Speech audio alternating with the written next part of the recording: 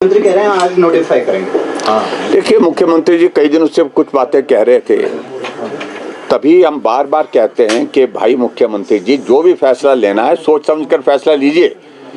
फैसला ले लिया एंटी टैक्स पर और आखिरकार उस फैसले पर आपको फिर जो है वो यू टर्न लेना पड़ा है और उसके कारण लोगों के बीच में कितनी जगहंसाई हो रही है, लोगों के बीच में कितनी बड़ी कठिनाई हो रही है, इस बात का आपको एहसास है कि नहीं है।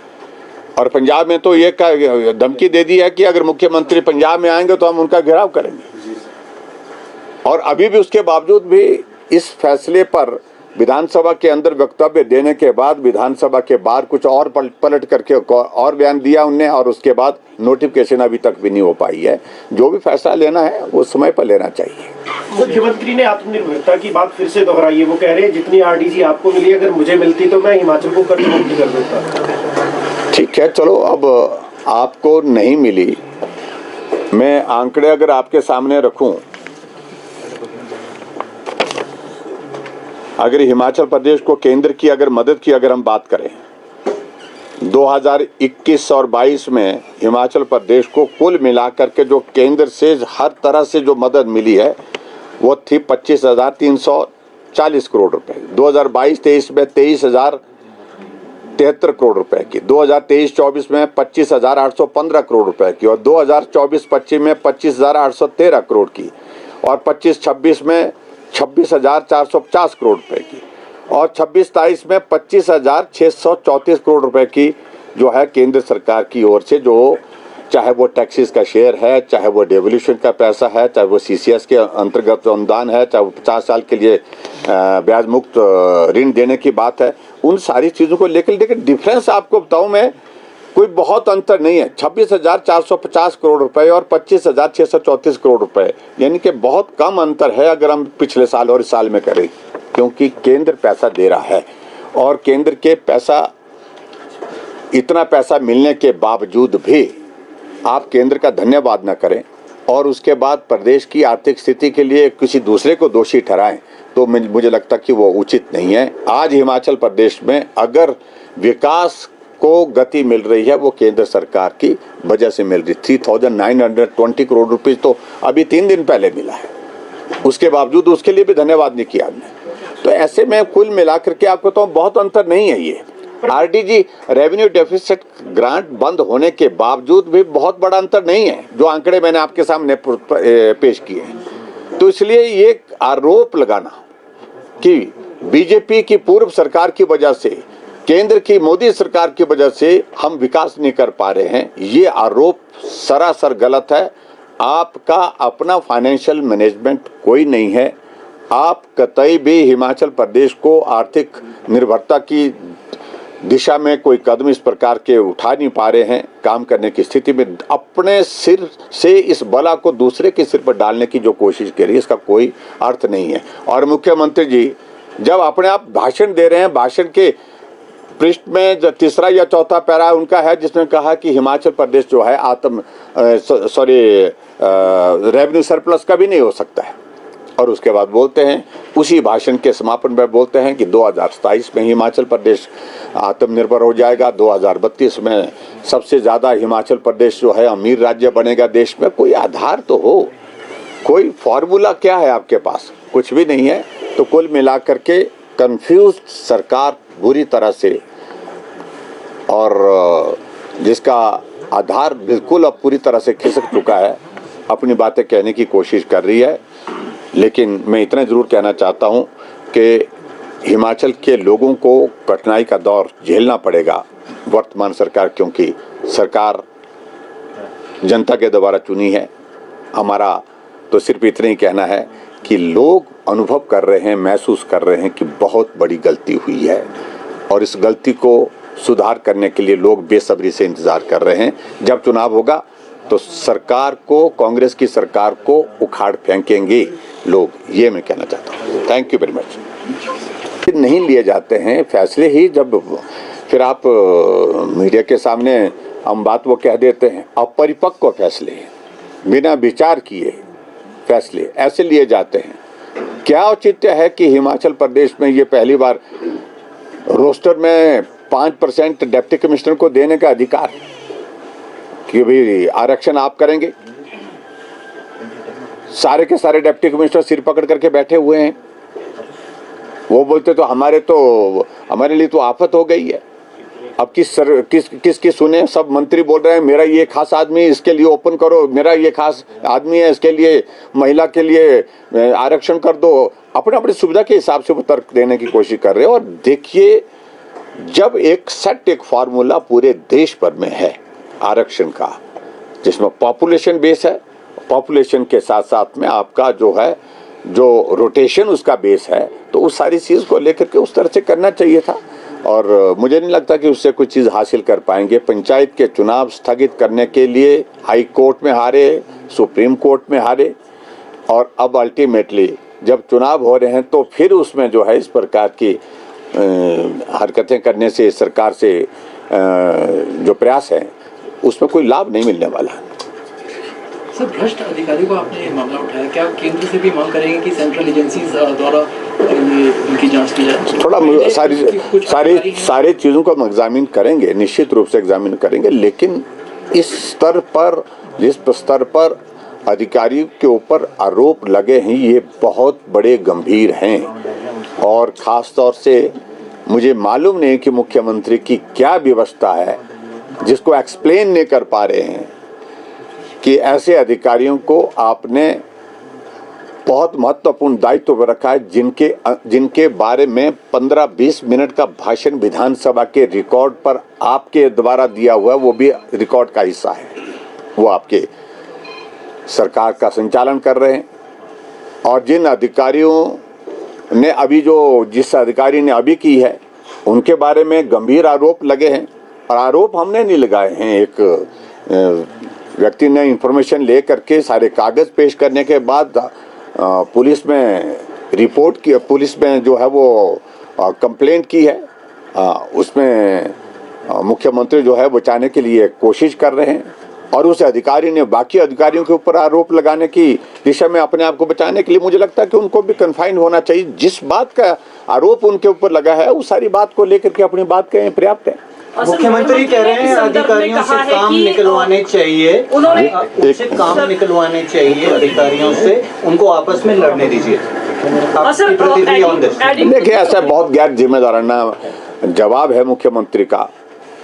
ये आपके गवर्नेंस की वो एक रिफ्लेक्शन देता है कि आप पूरी तरह से अधिकारियों के हाथों के कठपुतली बन चुके हैं। आपका नियंत्रण अधिकारियों के ऊपर बिल्कुल भी नहीं। और सर, मुख्यमंत्री ने कहा है कि अधिकारियों की आपसी लड़ाई है और आपकी सरकार तो अधिकारी चलाते थे, इसलिए बेड़ा गर्क तो आपकी सरकार में हुआ। देखिए, बेड़ा गर्क तो आज देख रहा है प्रदेश। हमारी सरकार के दौरान अधिकारी की हिम्मत नहीं होती थी।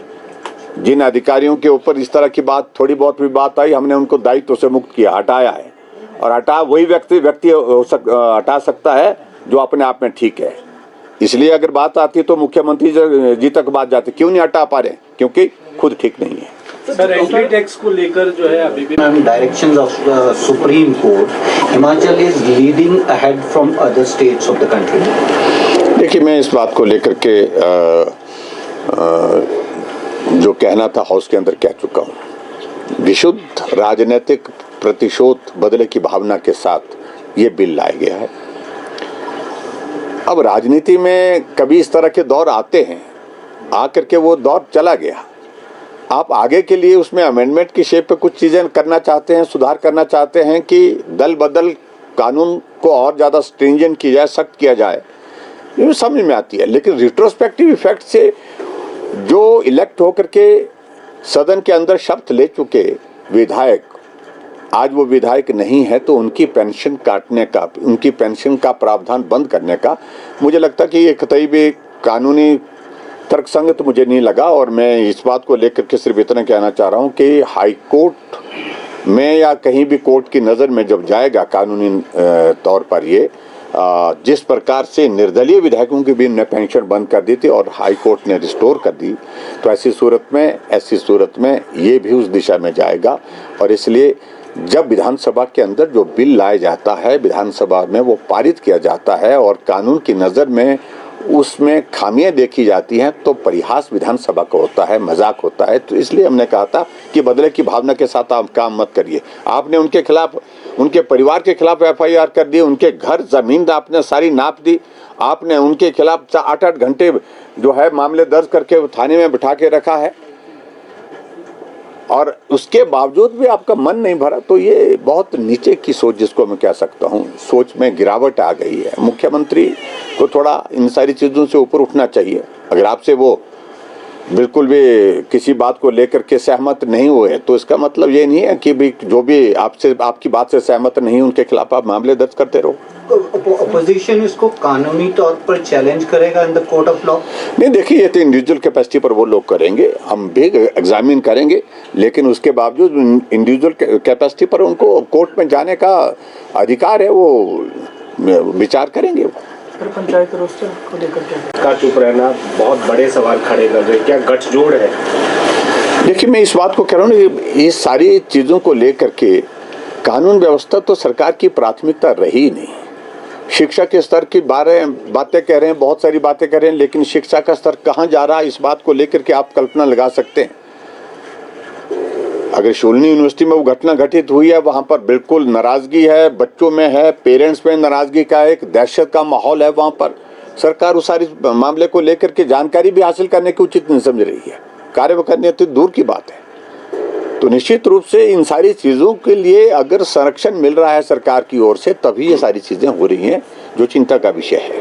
रेगुलेटरी कमीशन भी चुप है सर? मैं यही कह रहा हूँ, मैं रेगुलेटरी कमीशन को भी उसमें कार्रवाई करनी चाहिए, और उसके साथ साथ में हिमाचल प्रदेश की सरकार को संज्ञान लेकर के तुरंत कार्रवाई करनी चाहिए। बच्चे की मृत्यु हुई है, सुसाइड नोट उन्होंने लिख करके भेजा है, वहाँ पर रखा, और उसके बावजूद भी उसके बारे में कोई टिप्पणी नहीं कर रहे हैं। एंटी डिफेक्शन लॉ में अमेंडमेंट लाया गया है, ऑपोजिशन ने कहा है ये पॉलिटिकल वेंडेटा बेस्ड की स्थिति को लेकर के हमने गंभीर प्रश्न खड़े किए हैं। शूलिनी यूनिवर्सिटी का आपके सामने उदाहरण है, बच्चे ने आत्महत्या की है, उस बारे में कोई विधानसभा के अंदर कोई टिप्पणी की नहीं। पूरा यूनिवर्सिटी के कैंपस में आंदोलन चला हुआ है,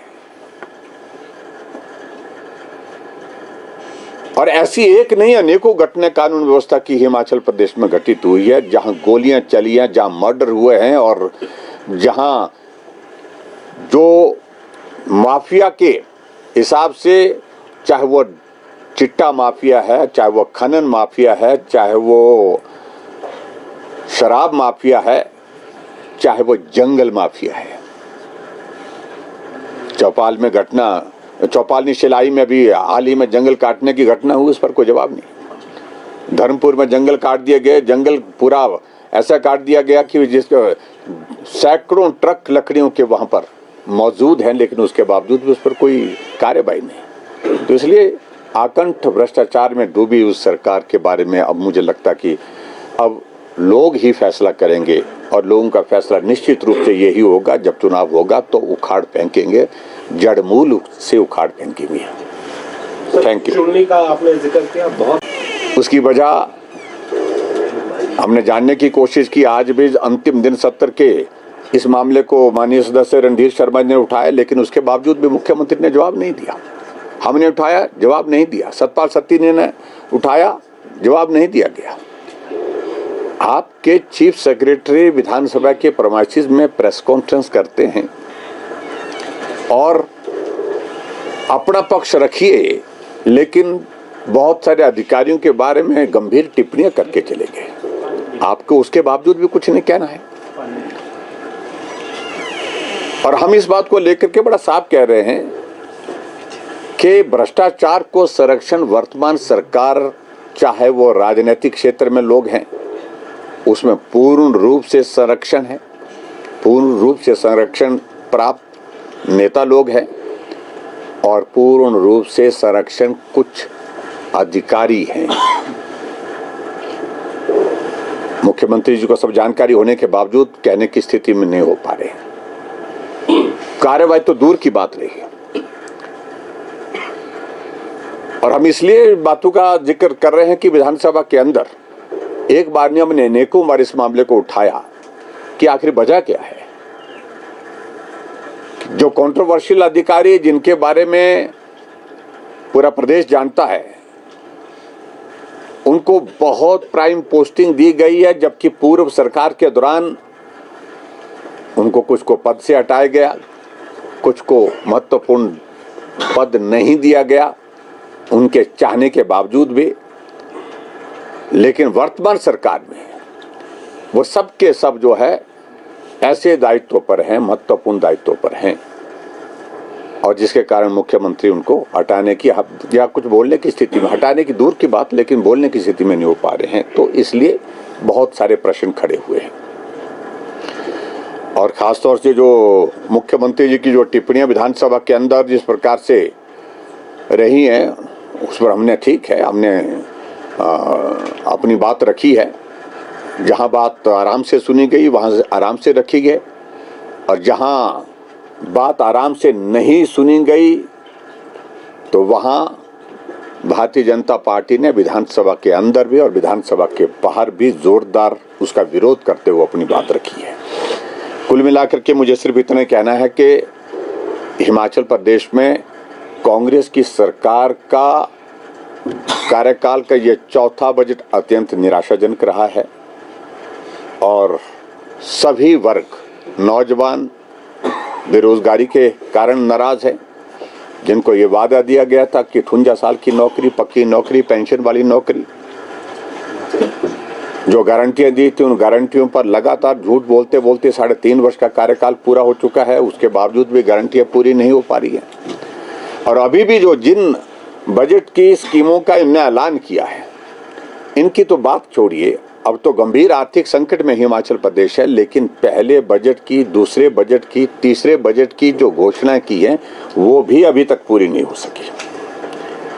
हिमकेयर योजना को बंद करने के लिए, सारा योजना को बंद करने की वो बातें कह रहे हैं, लेकिन उसके बावजूद जो आरोप लगा रहे हैं उन आरोपों पर तथ्य नहीं है। अब सहारा योजना की अगर मैं बात करूं,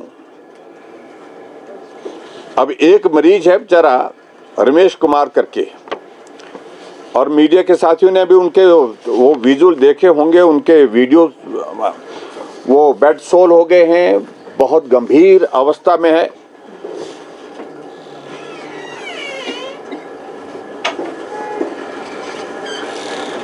और उसकी बारे में वो थरोच का रहने वाले हैं, ये चौपाल के, शिमला जिला के। लेकिन हैरानी की बात है वो अभी तक जिंदा है, और उसकी सहारा पेंशन ये कह करके बंद कर दी कि वो जो है उसमें 9 महीने से पेंशन की उसको जो है मृत घोषित कर दी है कि उसकी डेथ हो गई है। सरकार की संवेदनहीनता आप कल्पना करिए। मरीज जिंदा है, लेकिन सारा योजना बंद करनी थी, इसलिए बंद कैसे की जा सकती है कि मरे हुए को ही घोषित कर दिया कि वो मर गया है इसलिए बंद कर दो। ये स्थिति है हिमाचल प्रदेश में। बजट सत्र किस तरीके से देखते हैं? हिमाचल प्रदेश में कांग्रेस पार्टी की सरकार का ये चौथा बजट सत्र था, और जो आज समाप्त हुआ है, और स्वाभाविक रूप से इसके पश्चात एक ही बजट सत्र और रहता है, और वो भी चुनावी वर्ष का। अब की बार इस बजट सत्र के अंतर्गत हमने कहा, पहले भी कहा है और विधानसभा के अंदर भी कहा, बाहर भी कहा है कि बहुत सारी व्यवस्थाओं को तार-तार किया गया। बजट सत्र 2 हिस्से में किया गया। राज्यपाल अभिभाषण पर जो चर्चा उनके प्रस्तुति करने के बाद तुरंत होनी चाहिए थी, उसको रोका गया, बाद में चर्चा की गई दूसरे फेज में। और इसके अलावा जो सबसे,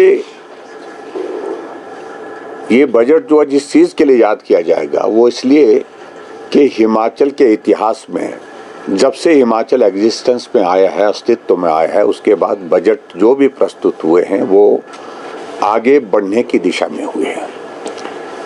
और अब की बार का ये बजट पिछले बजट की तुलना में 3,500 करोड़ रुपए से भी कम का बजट प्रस्तुत किया गया। बहाना कुछ भी हो, लेकिन उसके बावजूद ये सच्चाई है कि हिमाचल प्रदेश में इस बजट सत्र के दौरान जिस प्रकार से एक अफरा तफरी का एक माहौल कांग्रेस पार्टी के अंदर दिखा है और जिसका परिणाम आपने बजट पर भी देखा है, वो सबके सामने है। मैं दो तीन चीजों का उसमें जिक्र जरूर करना चाहूंगा कि बजट घाटे का और लोन लेने की दर आज तक के हिमाचल प्रदेश की इतिहास की जितनी भी सरकारें रही हैं उनमें सबसे ज़्यादा लोन, मैं 3 सरकारों का जिक्र करता हूं, आदरणीय धूमल जी की सरकार का,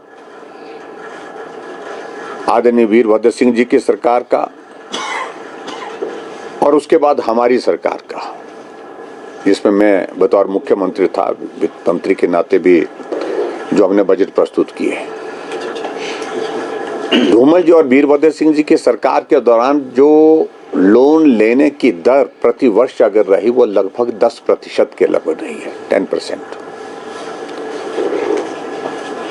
और भारतीय जनता पार्टी की सरकार में जब मुझे 5 साल तक उस सरकार का नेतृत्व करने का अवसर प्राप्त हुआ तो इट वाज 7.2% लोन लेने की दर।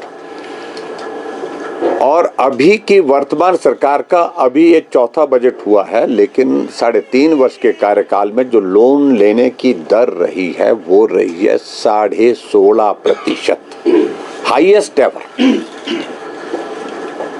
और जिस बात को लेकर के मुख्यमंत्री सुखविंदर सिंह सुक्खू जी बार बार कहते थे कि लोन लिया, तो मुझे लगता कि ये रोना बंद करना चाहिए कि लोन में तो रिकॉर्ड आपने स्थापित कर दिया। आज हिमाचल प्रदेश का लोन जहां हमने छोड़ा था 69,600 करोड़ रुपीस पर, आज हिमाचल प्रदेश का ऋण पहुंच गया 1,10,000 करोड़ से ऊपर। ये स्थिति अगर हिमाचल प्रदेश में 3.5 साल के कार्यकाल में बनी है तो इसके लिए अगर किसी को आरोप, किसी को अगर दोष जाता है तो वो वर्तमान की सरकार को जाता है। सारे विकास कार्य की कोई संभावना नहीं है। नौकरियों की गारंटी दे रखी है 5 लाख की, लेकिन किसी भी बेरोजगार को नौकरी मिलने की संभावना नहीं है। कर्मचारियों को कहा कि आपके सारे एरियर्स, आपके सारे ड्यूज, चाहे वो डीए है, वो सारे क्लियर किए जाएंगे, लेकिन अभी इस बजट में उनके लिए ना कोई प्रोविजन है, ना कोई संभावना दिख रही है। और यहाँ तक कि अब की बार इस बजट में आपने देखा कि पहली बार ये हुआ कि सैलरी डेफरमेंट का, यानी कि सैलरी को भी विलंबित करने का फैसला किया गया, चाहे वो डीजीपी की है, चीफ सेक्रेटरी की है, चाहे वो चीफ मिनिस्टर की है, deputy chief minister, minister, MLAs and और उसके बाद और कर्मचारियों की भी। मुझे मालूम नहीं कानून के दायरे में वो उसका परिणाम क्या होगा, लेकिन फैसला लिया गया है। तो कुल मिलाकर के हिमाचल प्रदेश के विधानसभा के अंदर विपक्ष ने बहुत जोरदार ढंग से अपनी आवाज बुलंद की है, प्रभावी ढंग से हर मुद्दे पर सरकार को घेरा है। सरकार जवाब देने की स्थिति में नहीं हो पाई है। अब की बार बहुत सारे मुद्दे ऐसे हैं जो विधानसभा के अंदर विपक्ष की ओर से हमने उठाए हैं, लेकिन उसके बावजूद उनका जवाब, विधानसभा का सत्र आज समाप्त हो गया, उसके बावजूद भी नहीं मिल पाया है। और बड़ी बात, जहां सत्र समाप्त हुआ है तो समापन के इस दौर में, इस छोर में आपने देखा कि हिमाचल प्रदेश के अधिकारियों की लड़ाई, जिस पर सरकार पूर्ण रूप से, मुख्यमंत्री पूर्ण रूप से खामोश है, बोलने की स्थिति में नहीं है।